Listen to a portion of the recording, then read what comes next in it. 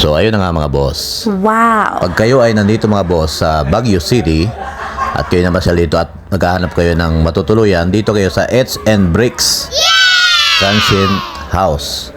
Mura na at affordable pa. Along Cannon Road lang to mga boss. 5 minutes going to Bornham Park. Nasa 2.5 kilometers lang to papuntang Bornham Park at matatagpuan siya sa number 158 Cannon Road, Baguio City. Ayan. At kung may sasakyan naman kayo, walang problema sa parking. Andito kasi ang 4 na sasakyan. Ayan, kahit na malalaki ang iyong sasakyan. At pag kayo naman ay nagutom, meron din sila mga boss na grill. Ayan.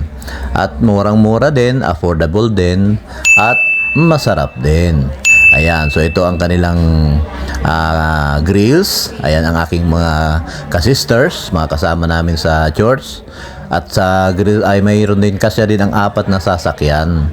Kaya wala kayong problema kung may dala kayong sasakyan. Wala kayong problema mapaparkingan. So ito mga boss, ito ang kanilang ilalagay ko rin sa baba sa comment ang kanilang contact number sa Facebook, telephone number, at ito ang kanilang mga menu. Mamimili lang kayo ng gusto nyo at in a few minutes ay ihahanda na sa inyo dahil lulutuin nila mismo after yung maganda. At ito naman ang kanilang seating ng kainan. Ayan, naka-open lang siya, walang aircon dito mga boss dahil malamig. Ayan ang mga misa.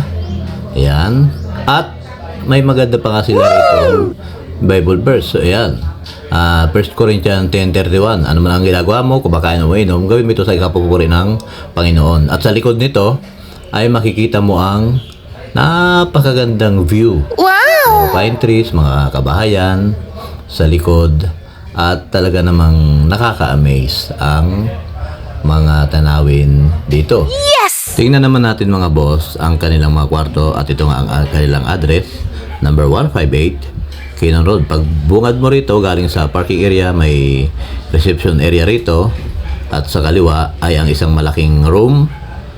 Ayan, function room na kasya ang more than 50 person, at pwede ang church sitting dito. Itong Kelly Hall. Ayan, kung marami kayo, kaya tulad namin sa church ay pwede kayo rito.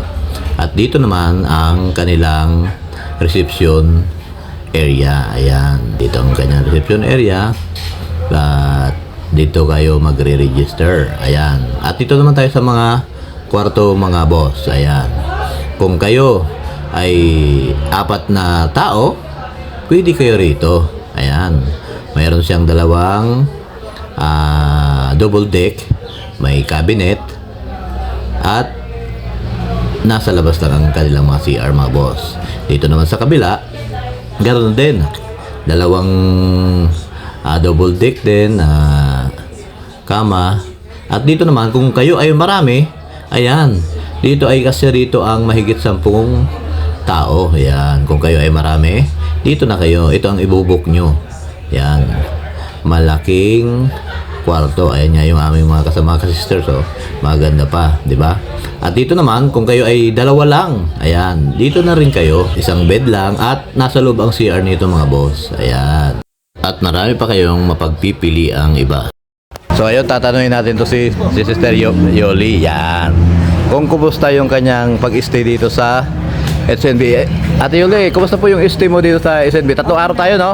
3 days, Opo. masaya, enjoy. Kami mga kasama nag-trip dito para sa aming family camp, para kay Lord. Yes. Ito po ang aming kasiyahan, alay namin po kay Lord. So okay naman po yung place. Yes, okay. Yeah, thank you po Ate Yoli.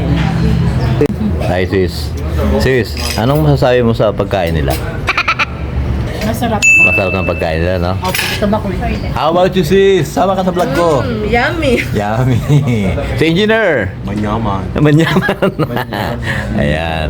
Ayan, si Brother Richard. Yun, so Makikita ko ba yung sa page? may plano ba kayo mga boss ngayong summer na pumunta ng Baguio? Try nyo dito at ng inyong mapatunayan. So thank you for watching. God bless.